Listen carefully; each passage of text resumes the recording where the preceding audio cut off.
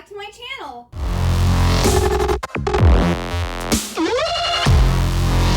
Today I'm going to be doing my October TBR, and I normally don't do monthly TBRs, but I'm participating in Vampathon, which is going to be, it was hosted or created by Jody, Kat, Mika, and one other person, and I'm going to leave like the Twitter for their like Vampathon event and also links to their channels and everything, so that if you want more information about this like Vampathon, you'll have it there.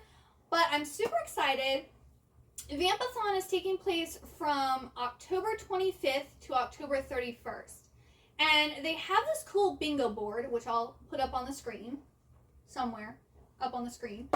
And there's 16 prompts, and you can kind of like connect them however you want. And I'm going to be doing the second row of prompts for Vampathon, but I did my whole October TBR based on the prompts. I normally read about 2 or 3 books a week, but this is going to force me to read like 4 books a week. Hopefully, some of the books that I have are like really, really big. I'm going to go over the books I'm reading for each prompt.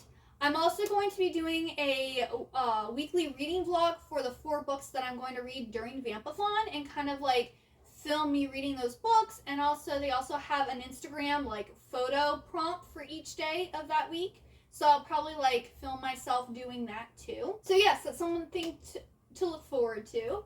But now on to the different prompts and the books that I've chosen for those prompts. And I'm going to have my computer here because I have my little prompt thing here. So the first prompt is a book to sink your teeth into. And for this I chose The Southern Book Club's Guide to Slaying Vampires by Grady Hendrix. It says, fried green tomatoes and steel magnolias meets Dracula in this southern-flavored supernatural thriller set in the 90s about a woman's book club that must protect its suburban community from a mysterious and handsome stranger who turns out to be a blood-sucking fiend. So I just thought that was, perfect for, a book to sink your teeth into. Stranger comes to town, and he's probably sinking his teeth into people. And I've been wanting to read this book for a while now, so I'm happy that I'm finally going to get to it. I'm actually hoping to start reading that this week, since it's the first week of October, and it's the first prompt. Then the second prompt is paranormal and or supernatural romance. And for that, I'm trying to finish reading this series this year, so I need to read this book. And this, a lot of times when people think about like supernatural or paranormal, they think of like, werewolves or vampires or ghosts or something like this. Well, these are kind of like were-tigers. They're men who are cursed to turn into tigers, so we're gonna go with it. But this series, if you've been watching my channel, you know that I've been reading this series. I've read the first 3 books, and I'm really liking it. The first 2 books are really good. The 3rd book let me down a little bit with toxic masculinity and like one of the characters just being too much. But I'm hoping that the 4th book is really good. And yeah, they should be breaking the 4th part of the curse in this one. I'm hoping to get this read this week because this is the first week. And then the next prompt is Gothic and or spooky cover. Look at this cover. Isn't she a beaut? Oh. So I've already started reading this book. As soon as October 1st hit, I was like, I'm reading Lakesedge. This is the book. As soon as I saw the cover for this, and that's the only reason I wanted to read it, was because of the cover, because it is so gorgeous. I'm actually probably, once I finish reading this, I'm going to put it on display on my bookshelf. And if anyone knows if there's a collector's edition of this book, let me know, because I just think this is the prettiest book I've ever seen in my life. It's absolutely gorgeous. So yeah, I've already started reading this. I am 192 pages in. I think a little over halfway. So I plan to finish reading this today, and then I'm going to start reading The Southern Guide to Slaying Vampires. But this is kind of like, I want to say like a gothic horror romance is the vibes I'm getting from this. So there's this girl named Violetta who, her brother has like this dark magic that like makes his hands turn black, and they live in this village where they have to pay tithe. And they like pray to the lady, but then they also fear the Lord under. So I'm wondering if it's like supposed to be like Mother Earth and like Hades, or like Mother like Gaia and Death, and that's just like their names for them. I'm not really sure. But every year they have to make a tithe to the Lord, who like rules over their land. So there's the Lord under, but then there's also the Lord who like rules. And there's like this rumor that he killed his whole family and he's cursed. And he ends up wanting to take her brother to his mansion. And she said, well, you're not taking him without me. So she goes with them, and they find out that he is cursed or corrupted by the Lord under. And they need her brother to like break this curse. And her and the Lord start like forming this relationship, but then she's being able to communicate with the Lord under. And it's got those spooky Gothic vibes, and I am loving this book so much. I don't think it's going to be a 5-star, just because the writing's good, but it's not amazing. And I know we'll have to see how the ending is. If the ending is top notch, it's going to get a 5-star, but otherwise I'm feeling like it's a 4-star right now. Loving, loving, loving this book. And then the last prompt on the top spot is a vampire book to movie. I have read a lot of vampire books to movies. Like, I love vampires, so I'm always reading vampire stuff. So I was like, what do I choose? What do I choose? Well, I haven't finished reading the Sookie Stackhouse series yet. So I'm going to be reading Dead Reckoning by Charlaine Harris. And this is number 11. So this is 11 in the Sookie Stackhouse series. And if you didn't know, the Sookie Stackhouse book series was made into the True Blood, I think, HBO series. I watched the first episode of the HBO True Blood series and I was appalled, so I have not watched anymore. But I really like the book series, so I will be reading this. And if you don't know, this is kind of in this world, like vampires have like come out. They've announced that they are here, so we know that they exist. And there's also werewolves and there's fairies, but I don't believe they've announced themselves yet. But Sookie ends up like embroiled in all this because I believe her brother is turned into a type of were, and her boss at the like bar where she works is also a were. And then she's like dating vampires, and it's kind of like a cozy mystery story but with supernaturals in it. So I really like it, and I want to finish reading this series, so what better time to start working on it again than October. Now, the next row of prompts are the books that I'm going to be reading for the week of Vampathon.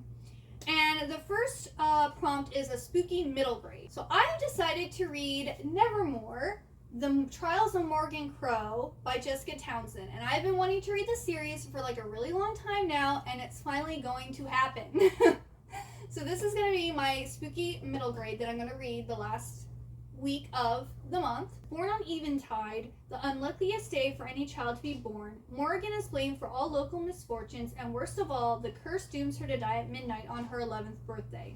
But as Morgan awaits her fate, a remarkable man named Jupiter North appears, whisking her away into the safety of a secret magical city called Nevermoor. It's in Nevermoor that Morgan discovers she must contend for a place in the city's most prestigious organization, the Wondrous Society. Morgan must compete in 4 dangerous trials against hundreds of other children, or she'll have to confront her deadly fate. So, it doesn't necessarily sound spooky, but she's like competing in this trial to like defeat death. So, I'm going to classify that as spooky. Spoiler, I guess she wins because there's more books. There's 3 books in this series so far, and the 3rd book is a really big one. But yes, I'm really looking forward to reading this book also. Then our next prompt is spooky graphic novel and or manga. And for that, I'm going to be reading the like queen of Gothic horror, and that is Kaori Yuki. Her stuff is so Gothic, so horror, so unsettling, but her artwork is so gorgeous.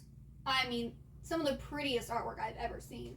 But I'm going to be reading the first volume of Demon from Afar, and this is a 6-volume manga series. And this one says an imperial capital in an era of splendor and romanticism. Orphaned in an earthquake, Sorath is taken in by Baron Kamachika, the lord of Blood Blossom Manor. There he pledges eternal friendship with Garin, the Baron's heir, and Kiora, Garin's fiancée. But their friendship turns grisly by events none of them could foresee. the tender feelings each secretly harbors, the machinations of Bear Kamachika and his strange and seductive female companion, and a fateful encounter with a young girl with bizarre powers, all draw them to the Walpurgis night and the nightmare's climax. So, I've read the first 2 volumes years ago, and I don't remember what they're about. So I decided that I'm going to finish buying the series, and I want to reread it. So, what better book to read, or manga to read for this prompt? Now, this mangakin, Kaori Yuki, has also done Angel Sanctuary, Fairy Cube, Kane Saga, Grand Guignol Orchestra, and Alice in Murderland. And I've read all of hers except for Alice in Murderland, which is really hard to get right now. Some of her volumes are being sold for almost $1,000, which I'm like, why didn't I already have these? So I don't know if I'm ever going to be able to get that series or not, because I ain't paying $1,000 for one copy of a manga. That's just too much money. But I've read all the other ones I listed, and I will be reading this series, hopefully all of it by the end of the year. Our next prompt is book with a Gothic setting. So I'm going to be reading Mexican Gothic by Silvia Moreno-Garcia. And this one has mixed reviews. Some people are like, it's amazing. Other people say it let them down. But it's a pretty thin book, which I definitely want to get all 4 books that I read during Vampathon read. So I chose this one because it's a shorter book, and also I want to read it because I like Gothic literature. But this one is from the author of Gods of Jade and Shadow. Comes this reimagining of the classic Gothic suspense novel, a story about an isolated mansion in 1950s Mexico and the brave socialite drawn to its treacherous secrets. So I'm excited for this, and yeah, I don't really know much besides you either love it or you hate it, and I'm hoping that I love it. Then the next prompt is supernatural main character, and I have gone with Shadow of Night by Deborah Harkness. I honestly could have done this for the vampire book to movie also, but I've already started reading it. So, you know, it's already part of the way in, so it's going to be less to read during that week that I want to get it read. But this is the second book in A Discovery of Witches. And I did like the first book, which is basically about this witch and vampire who fall in love, and they're like running away from like all the different magical creatures because they all want this ash mole something book that Diana mysteriously finds in the library at Oxford. She finds this book about like the creation of vampires, and everyone wants it. And so they're like fleeing. And in this one, well, Diana's a witch, so one of her powers, or her main power, is to time travel. And they go back in the past in this one, or at least at the start. They're currently where I stopped. They're in the past. But like the second book was it's just really dry. It felt like I was reading like a non-fiction, like historical account, which just wasn't holding my attention. Which the first book's kind of written like that too, but it's a little more exciting. Where this right now is kind of really dry, and they're like planning like what's going to happen.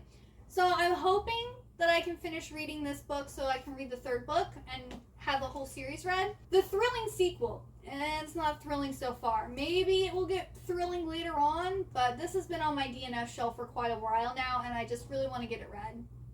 I also want to watch the show, so, you know.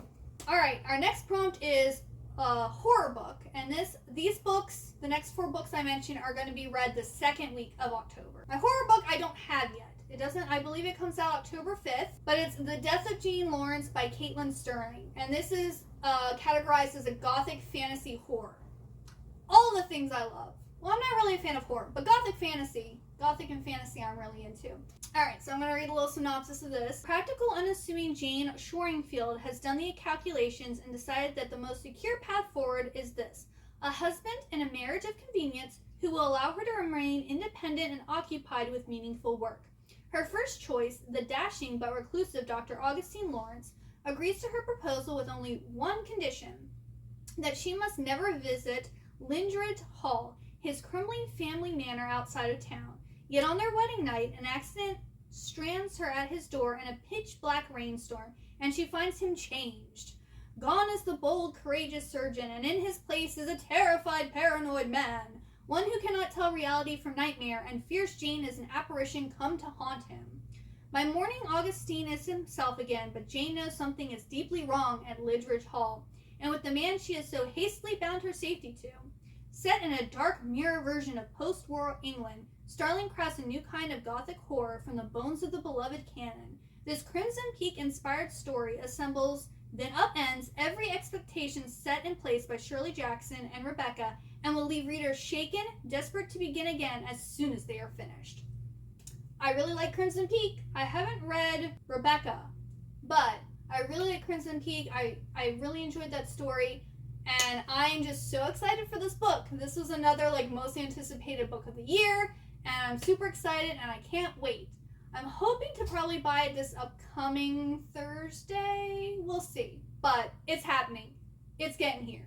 It's gonna happen. The next prompt is Blood is Used as Magic, and this one I actually have as a Kindle or an ebook, and I don't know if it actually does have blood as magic, but when I typed in Google books that have blood as magic, this came up, so I'm going to roll with it because I wanted to read it in October, so I'm going to make it happen. It is House of Salt and Sorrows by Erin A. Craig, and this is kind of like a dark horror retelling of the 12 Dancing Princesses, and they live on this manor near the sea, and each of the sisters start I don't know if they're just disappearing or they're getting murdered, but it's supposed to be eerie and creepy, and maybe someone, I don't know, my guess is if it does have blood magic, someone cursed the sisters using blood magic or something, but I'm not 100%, but I'm really excited for this one. I've had this one on my wanting to read, looking forward to reading October list for quite a while, so yes, super excited for this one too. Then the next one is Thriller and or Murder Mystery. For this, another ebook. I started reading Angel of Darkness by Caleb Carr last year. This is the second book in the Alienist series. It was recently made into a TV series. It's set in the Victorian era. It's kind of it's more so murder mystery with a thriller element to it. But I really liked the first book, The Alienist, and then I started reading Angel of Darkness, and I guess I wasn't really in the mood because I was enjoying it. I just wasn't in the mood to enjoy it, if that makes sense. So this is another book I've started. I want to finish. I think I was 100-ish pages in. So this is going to happen. I'm going to get it done. But I do recommend this series, especially the first book. And I haven't watched the TV show because when I read the book was really gruesome and had some very vivid scenes in it, which I don't know if I could handle actually seeing on the television. So I don't know if I'll actually ever watch the show. But if you want gruesome, it's got it. And then the next book is a book that frightened you. We're gonna go with Imaginary Friend by Stephen Chbosky. And this book frightens me, one, because it's 705 pages. So it's huge. It is a massive book. And also not only that, but reading the synopsis of it, it doesn't sound like it should be a 700-page book. So I'm also afraid that it's not going to be that good. And I haven't heard anyone really talk about this book, so I have no idea if it's good or not. But let's read the synopsis and you can form your own opinion whether this should be a 700-page book and whether I should be afraid of it or not. It says Christopher is 7 years old. Christopher is the new kid in town. Christopher has an imaginary friend. We can swallow our fear or let our fear swallow us. Single mother Kate Reese is on the run. Determined to improve life for herself and her son, Christopher, she flees an abusive relationship in the middle of the night with her child. Together they find themselves drawn to the tight-knit community of Mill Grove, Pennsylvania. It's as far off the beaten track as they can get. Just one highway in, one highway out. At first it seems like the perfect place to finally settle down. Then Christopher vanishes for 6 long days. No one can find him. Until Christopher emerges from the woods at the end of town, unharmed but not unchanged. He returns to the voice in his head only he can hear, with a mission only he can complete.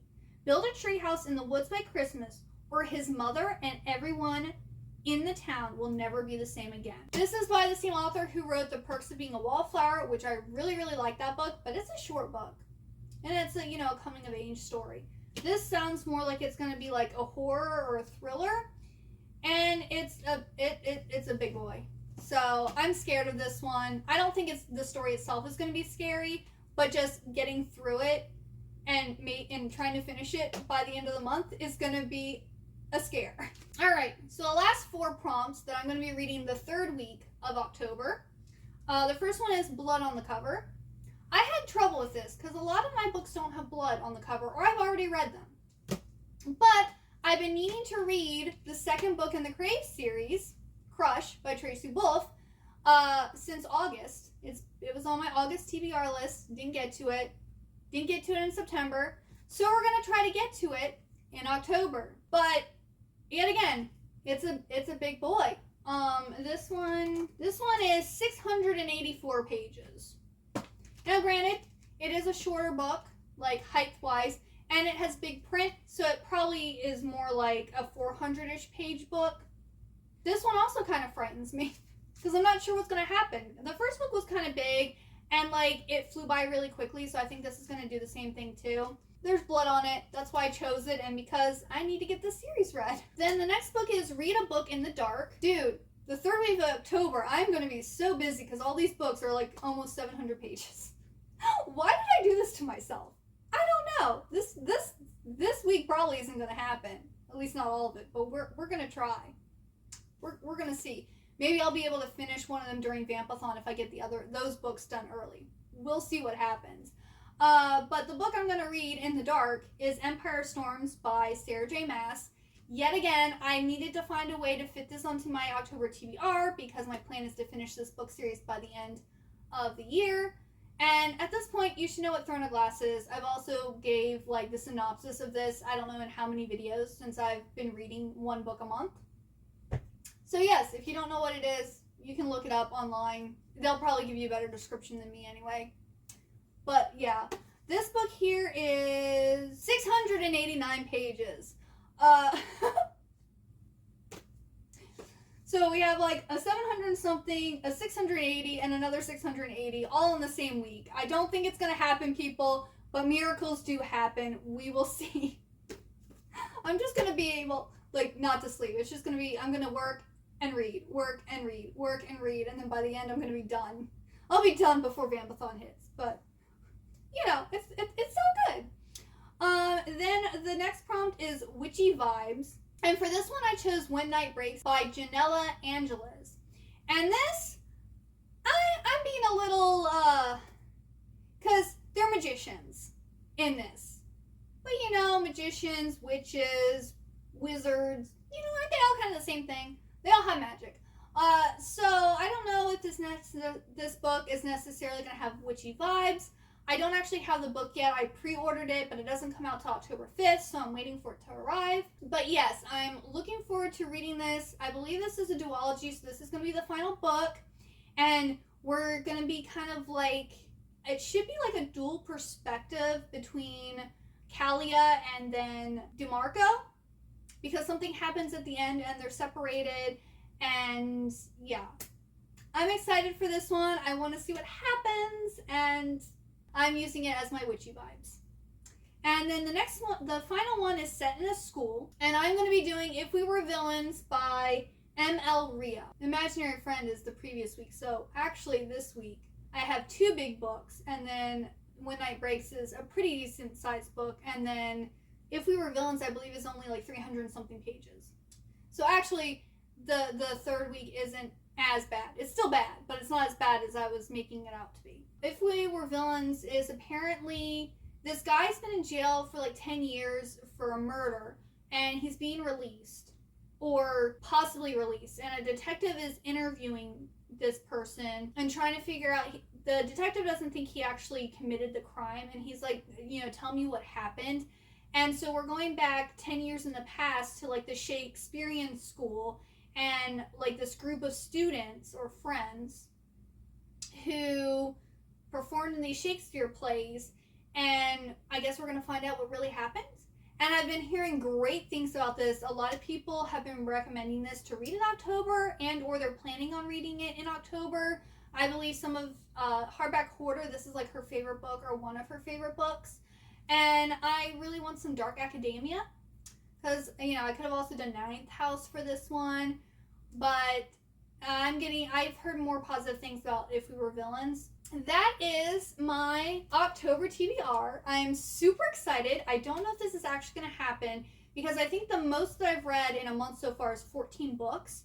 and they weren't necessarily as big a books as what my October TBR is looking like, because this is like thousands of pages I'm planning on reading. So yeah, wish me luck. Wish me luck. I think probably a lot of us are gonna have really big October TBRs, because it's almost like the start of reading season. Like, I read all year long, but it gets cold, it gets rainy, you want to be cuddled up inside with like a hot drink and a book, and it's the perfect weather to be reading. So I think more of us get into the mood to read. Plus, during like the spring and summer, people want to be outside. Not me, I'm never outside. I don't go out in the sun. But yeah, more people are inside, there's less to do, so more people turn to reading or watching TV or playing video games or whatever it is. Please let me know in the comments down below if you're going to be participating in Vampathon, what you're planning on reading, whether it's just what you want to read in October or what you're going to be reading for Vampathon. And yes, I hope you look forward to this month of content and you're excited to read, and I hope to see you next time. Bye-bye!